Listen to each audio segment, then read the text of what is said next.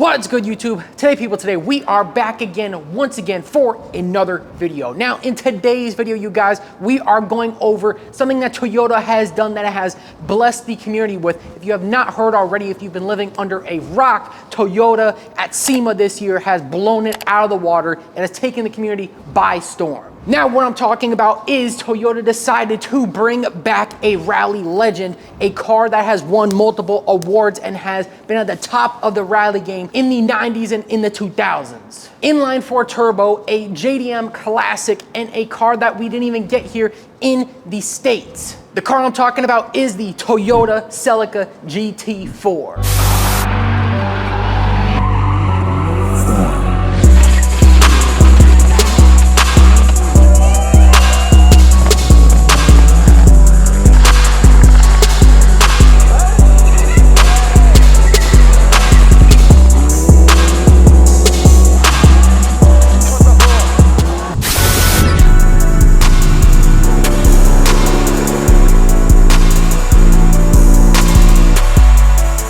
We got a GR, an 864 GR4, whatever you want to call it. I don't care what it is, but it is the best thing that we could have gotten when it comes to paying homage to the GT4 Celica. Like I said, we didn't even get these in the States. You had to import them over from Japan to get the GT4. So the fact that Toyota went ahead and reached out to, I'll put his name here, boop, Gordon, to be the project manager of this car, and he has had experience in rally, so he knew exactly what the mission was. With Toyota by his side, he really had no limit when it came to building a modern GT4. Toyota actually listened to the community. They put a GR Yaris, a GR Corolla G16 inline 3 turbo motor in the 8.6. They freaking listened. They got it done.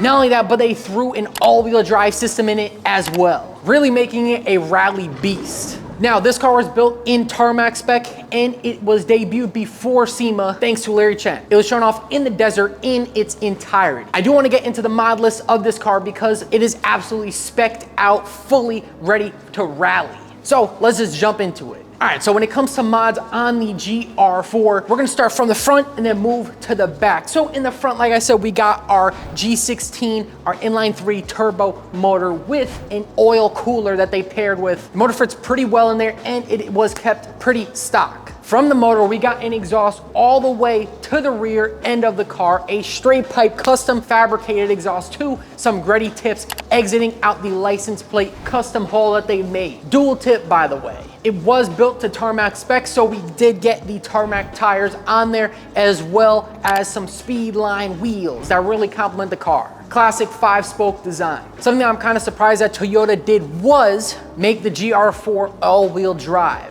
Now, I think it would have been pretty sick if they had kept the rear-wheel drive. That would have been a sick variation of the 8.6 as well as the GT4, but they in fact made it all-wheel drive, which, I mean, that's pretty sick. That kind of makes it a little more similar to the Yaris and the Rolla if they were rally spec'd. Kind of wanted to see a rear-wheel drive variation of this, but I'm not complaining, we still got it. So we got our all-wheel drive system in there, which I only can imagine this thing rips.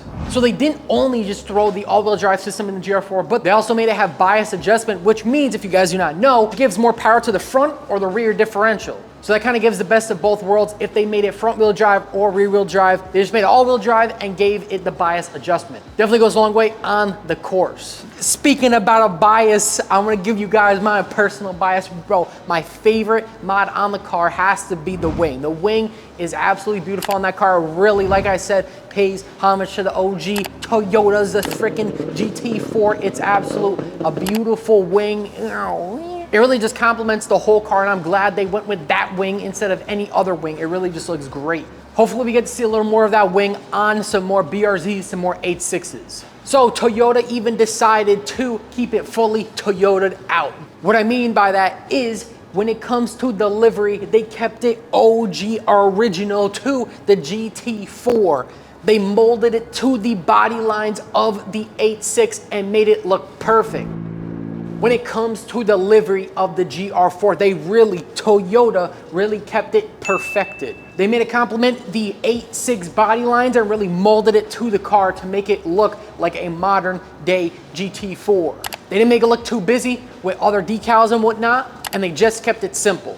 Now, when it comes to the interior of the GR4, we got some pretty neat rally spec stuff. We got our Sparco seats. We got a non-functional Sparco steering wheel, fully decked out interior. We got switches in the middle for bias. We got switches for the fuel pump. We got a full roll cage equipped with a set of harnesses. And then moving on to the trunk, we got our Speedline wheel as a spare strapped in, as well as a nice tool bag next to it to really kind of set in the rally world. And above the spare tire and the tool bag, we got a polycarbonate rear window for weight savings.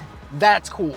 There's a lot of thought that went into this build. And of course, the number one, safety. We have our fire extinguishers as well as the neutralizer in the middle. A few extras that I think was pretty cool to add is number one, we got no AC, we got no radio, fully race car rally. And on top of that, the e-brake works. The e-brake works with the all-wheel drive system. That was pretty cool because a lot of cars I've sat in that are completely spec'd out for either the racetrack or rally, e-brake never works, dude. I don't know what it is, but they never can get the e-brake working. So that was pretty neat that they got that working. That shows the attention to detail. So that about wraps it up when it comes to the GR4 debuted at SEMA by Toyota. I really hope we get to see a few more of the GR4s than just the one of one. Maybe even a few more variants. But other than that, I feel like that is a good enough spot as any to wrap up today's video. I want to thank you guys for watching today's video, and I want to know, in your opinion, what do you think of the GR4, man? Do you think Toyota blasted out of the water? What do you think some things they could have changed? What do you think some things they could have added? If you guys enjoyed today's video, be sure to be like down below. It really goes a long way, and while you're down there, you can consider subscribing. That shows me you guys like what I'm doing here, and I could do more. But if you guys didn't know already, we are running a giveaway with HiRev Sports. So go check it out in the description down below. I'm gonna include everything that you need to know when it comes to entering the giveaway. You wanna pick up a shirt that'll give you entries to winning their brand new RGB CBW taillights. And if you guys see anything else on their website, you could use code JULES15 for 15% off.